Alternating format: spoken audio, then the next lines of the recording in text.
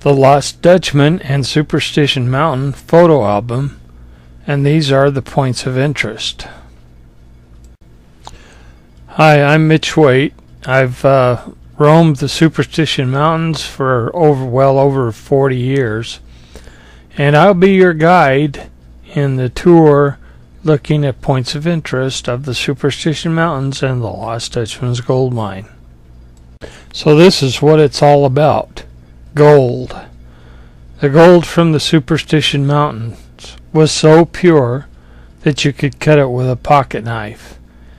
And the Dutchman said that he hid in the opening of his mine enough gold to make 20 men millionaires.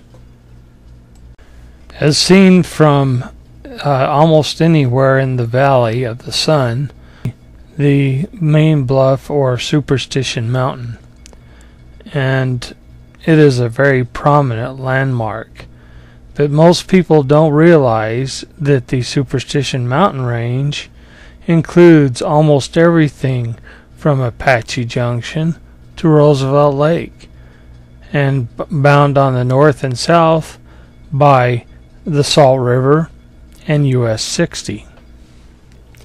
Many believe the Superstition Mountain is a blessed mountain that was blessed by Jesuit priests when they brought the church treasures up from Mexico just shortly before 1609.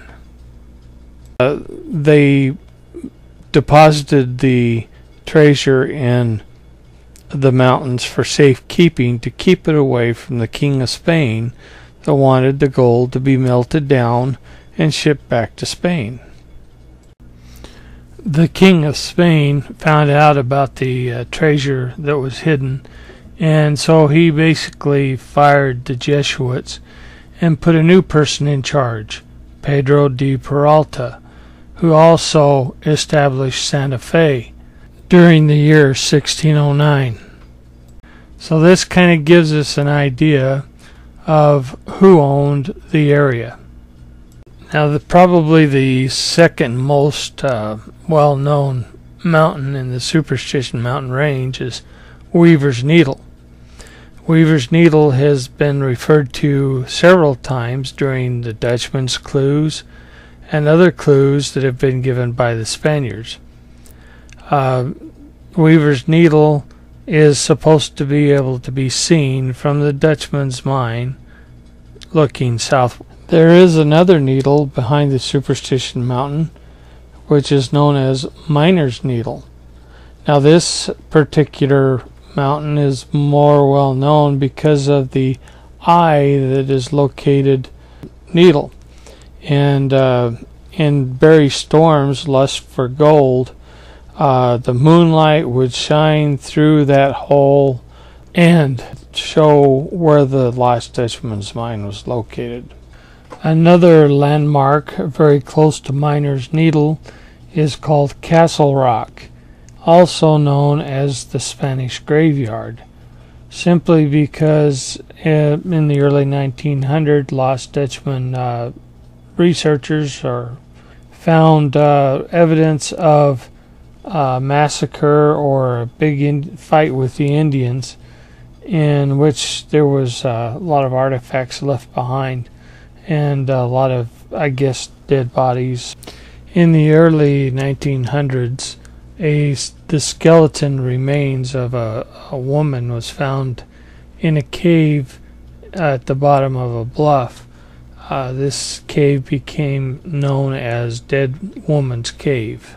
Now, this cave is located very close to Weaver's Needle, just to the west of Weaver's Needle. Just to the east of Weaver's Needle and north of Miner's Needle is probably one of the larger caves in the Superstition Mountains, and it's known as Herman's Cave. Herman's Cave was named after Lost Dutchman gold mine seeker named Herman Pisarch. Another interesting landmark was also named after Herman. This is Herman's Arch. Herman's Arch is located just south of the Upper LaBarge Box Canyon. Speaking of arches, this is Ayler's Arch. Ayler's Arch was named after Chuck and Peg Ayler, who searched the Superstition Mountains near the current location of Palomino Mountain. Not more than a quarter mile due north of Weaver's Needle is Blacktop Mesa, and on the southern tip of Blacktop Mesa is what is known as the Spanish hieroglyphics.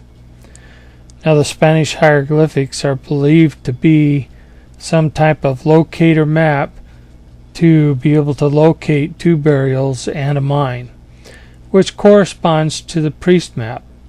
One part of the Spanish hieroglyphic seems to be some kind of locator map. It has a trail coming down off the rock into a central location marked by the circle inside the rays.